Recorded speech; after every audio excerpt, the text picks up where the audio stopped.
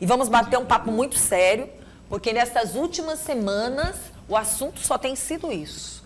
E muito triste, um assunto extremamente doloroso diante do bullying. É bullying, agressão física, porque o bullying, ele acontece, já machuca o psicológico. E quando ele vem seguido de agressão física, pior ainda. E quando ele vem seguido de agressão física e morte, óbito, pior ainda.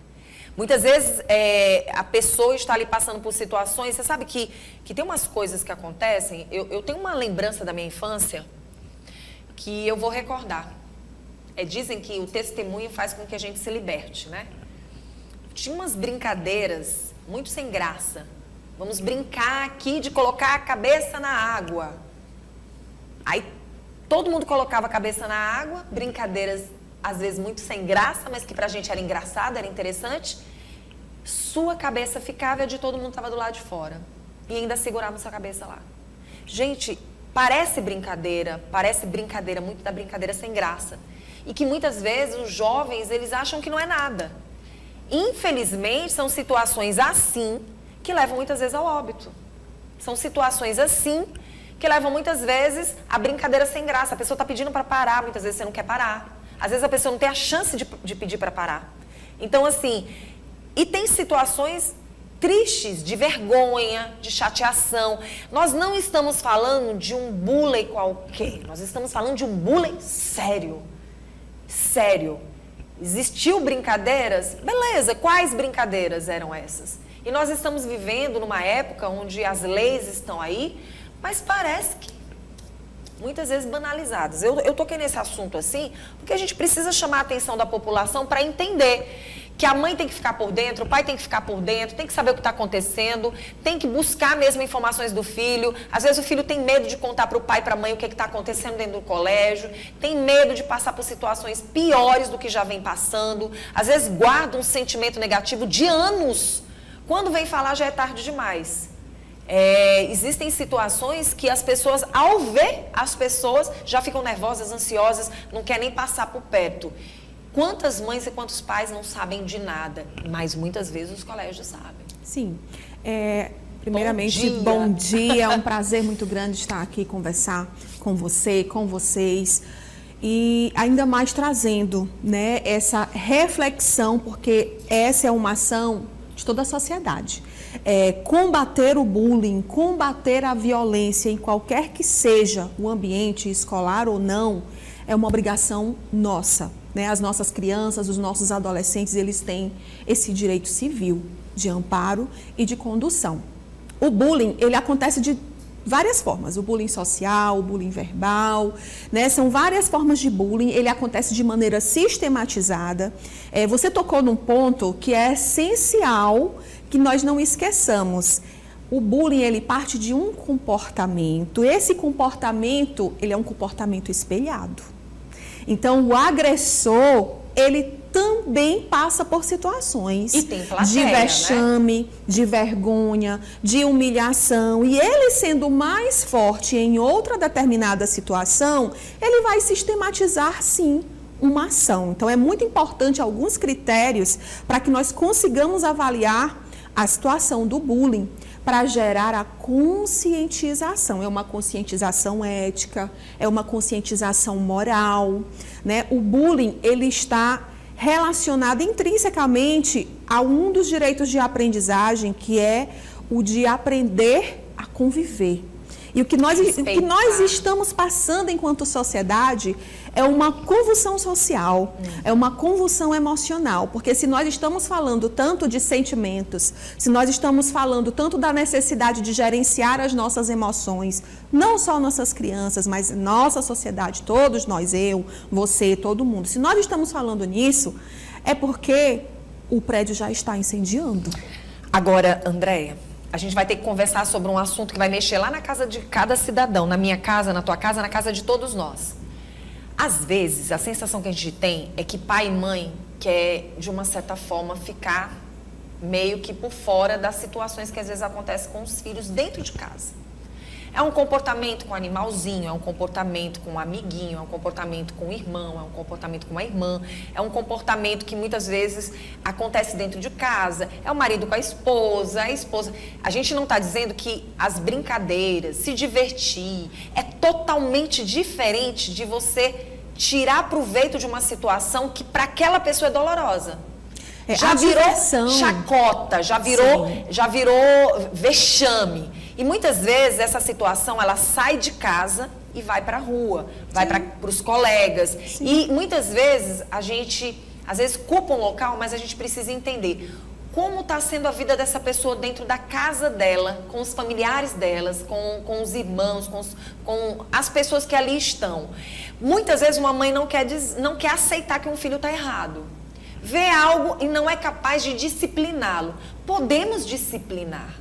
Sim. Isso, disciplinar não é violência. Disciplinar é você chamar para conversar, é você ter um diálogo. O problema é que as pessoas não querem ter diálogo, as pessoas querem logo brigar. Elas querem logo fazer uma confusão. Ah, já que é assim, estão reclamando. Não, é você chamar para o diálogo. Meu filho, por que você tem esse comportamento? O que está acontecendo?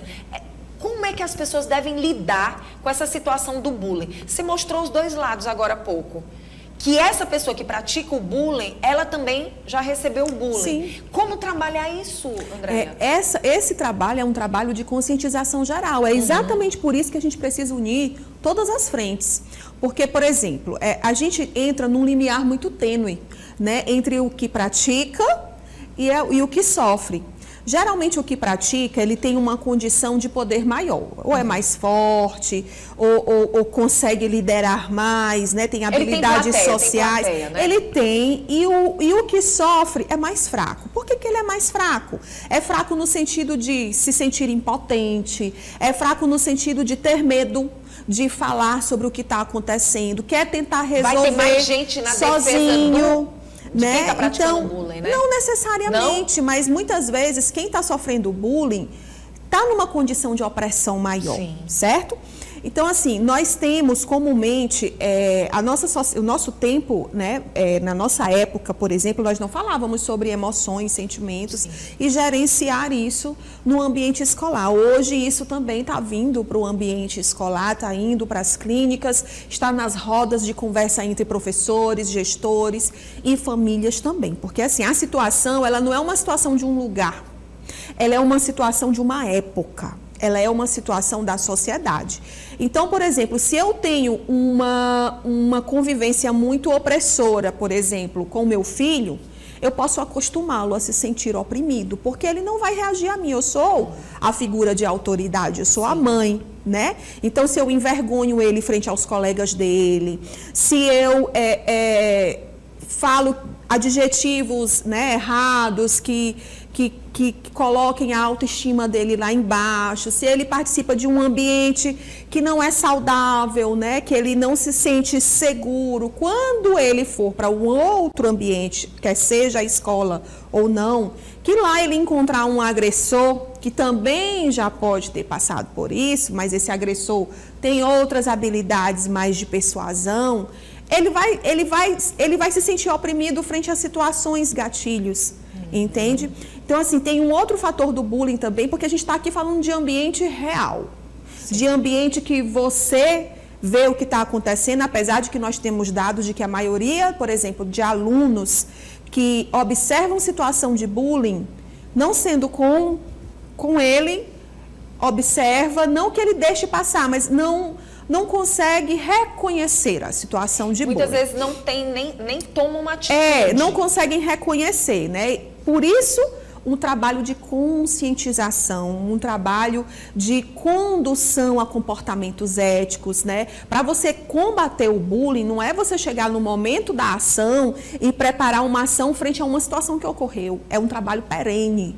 Desde a base. Porque aí vai ser bullying contra bullying, e aí vai. É um trabalho de condução, de conscientização, é um trabalho de convivência. É você fazer com que os indivíduos de fato percebam o que é uma convivência saudável, uma convivência ética, uma convivência entre o coletivo. Por exemplo, o que não é engraçado para mim dentro de um grupo que está todo mundo brincando, não é divertido. Tem que parar. Só é divertido se está todo mundo sorrindo. Só é divertido se está todo mundo participando e achando graça. E olhe lá, porque às vezes a pessoa acha graça, sorri, mas ela não está achando engraçado. Não está achando interessante. Porque tem toda essa situação, né, de convulsão socioemocional que nós estamos vivendo. E aí a gente chama a atenção da casa, família, pais, separados, cônjuges juntos ou não. Tem que existir uma parceria importantíssima de observação. Tudo. Como a gente pode observar e como a gente pode ajudar essa sociedade que aí está diante dessa situação e até os próprios colégios? Porque o que acontece? Eu estou te falando dessa forma porque tem algo também que chama atenção. Quem está liderando? Isso me preocupa muito. Quem está liderando? Já passou por bullying? Quem está liderando? Quem está como gestor, né? Como liderança, como diretor? Quem está ali? Já passou pelo bullying? Acha interessante? Já fez? E não vê nada demais? Porque isso também é preocupante. Mais de 60%, né, da nossa população, na última pesquisa pelo IBGE, já demonstrou, né, essa passagem, né, por situações de bullying, né, sofridas, né, por esses sujeitos que foram, né, entrevistados. Então, assim, a situação do bullying, eu vou trazer os dois núcleos, né, o ambiente doméstico, familiar, sim, e o ambiente escolar. É uma união de forças. A família, ela precisa participar de tudo que acontece na escola e a escola precisa ser muito clara em relação aos objetivos frente às tomadas de decisões, nos momentos de rupturas, nos momentos de transtornos, nos momentos de equívoco, porque a escola é lugar de desenvolvimento humano. Então, esse tipo de situação, ele vai acontecer. Sim, ele vai ser exposto, ele vai reverberar, sim, mas no ambiente escolar, porque tirando o ambiente de casa, é na escola que as nossas crianças e adolescentes convivem mais. E socializam. Né? E socializam. Então, uma vez que esse tipo de situação é demonstrada na escola, todo o corpo docente, todo mundo que participa da escola, o professor que está na aula no momento, o agente de limpeza que está no corredor no momento de uma situação, a gestão é uma participação em conjunto. E existe um outro fator, porque nós estamos aqui conversando sobre o que vemos, mas nós temos o cyberbullying também. E o cyberbullying, ele é muito mais delicado, porque ele acontece lá no grupo do WhatsApp. Sim. Ele acontece lá nas plataformas de interação, né? Então, assim, quem está sofrendo o cyberbullying, quem sofre o bullying e não consegue verbalizar isso, né? Não consegue ter essa atitude porque está se sentindo muito oprimido, e vai tentar resolver sozinho. Se isso acontece num ambiente de muita interação, alguém vai ver. Alguém vai ver a fumaça, alguém vai comentar, alguém vai falar algo, e aí, nesse momento, as forças, as frentes devem se unir para investigar toda a situação, acolher, amparar e fazer a devida condução. Mas se está lá no grupo do WhatsApp, se está lá na plataforma, nós não temos acesso. Aí é onde entra o controle parental. Aí é onde entra a conscientização também. Porque se hoje nós temos adolescentes que estão precisando cada vez mais gerenciar as emoções, alguma coisa nós precisamos plantar lá atrás, né? Então, muitas vezes, situações de suicídio ocorrem e está lá uma conversa lá no WhatsApp. Está lá um tutorial, inclusive, lá na plataforma da melhor forma, como fazer mais, de maneira mais indolor, enfim, né? E a maioria das famílias não tem acesso a isso. Pois é, e uma das coisas que me chama bastante atenção é tudo que você encontra de bom e de ruim. Sim. Nas plataformas da vida. Tudo que você quiser pesquisar, por isso você o bom encontra. Gerenciamento, porque assim, né? é uma ação pedagógica, gente. Sim. Nós não passamos por isso, nós estamos passando agora. Verdade. Então, todos nós estamos aprendendo a gerenciar da melhor forma, a filtrar os conteúdos que nós temos contato, as referências, porque hoje todo mundo vai para a internet e se diz autoridade de alguma coisa. Quais são as referências? Então, tudo isso faz parte de um senso crítico a ser conduzido desde a mais tenra idade. E por isso que a gente está com uma sociedade extremamente doente e adoecendo mais ainda. Sim. Essa é a verdade. Sim. Né? Nunca se adoeceu tanto com nossa saúde mental, que deveria ser uma saúde mental, nunca a gente viveu tanto essa queixa. Nós não estamos passando por uma saúde mental, nós estamos passando por uma doença mental. Nós estamos passando por momentos difíceis, ao qual as pessoas muitas vezes não conseguem ter autocontrole sobre si. E aí chama atenção para os impactos dessa infância, chegando na adolescência, muitas vezes sem pai e mãe saber, sem ninguém saber, e chegando numa fase adulta. O que preocupa e quais são os impactos? Olha, os impactos sociais são enormes, né? Por exemplo, se você quiser, para a gente perceber e avaliar, né, a situação de bullying, a gente vai observar o comportamento de quem está sofrendo, né? Porque assim, você conhece seu filho em casa, né? Então você sabe quando ele está mais retraído, tem uma negativa em relação a querer ir determinados dias para a escola, ou então se a situação foi muito, né, se foi gritante, se foi algo muito violento, não quer ir, não quer falar com determinados colegas. Isso quando a gente de fato consegue perceber, porque nós também estamos vivenciando uma geração de adolescentes que são mais reclusos. Cada dia que passa vai escondendo mais e mais. Isso, exatamente. Então está tudo muito complexo. E a maneira que fica mais, na medida em que fica mais complexo, a nossa obrigação, né, parental, civil, profissional, a nossa obrigação é de fato conduzir da melhor forma para que eles tenham, né, chaves de segurança, para que eles tenham tomadas de decisões assertivas, né? E aí a gente chama atenção do bullying, mas a gente chama atenção também dos tais trotes, né, que a gente ouvia falar só em faculdade. E hoje a gente tem observado que isso tem sido vivenciado como desculpa, porque para mim isso é bullying. Sim, é violência, né? Porque assim, tem uma diferença entre o que é bullying e o que é violência. Porque às vezes é vexatório, por exemplo. É vexatório. Mas, por exemplo, a gente tem que ter um cuidado de não nomear tudo como bullying. O bullying, ele é uma situação sistematizada. Ele acontece de maneira perene, constante com um determinado indivíduo, humilhando aquele indivíduo, fazendo com que aquele indivíduo se sinta fora daquele ambiente. Mas e se esse indivíduo participa de um determinado trote?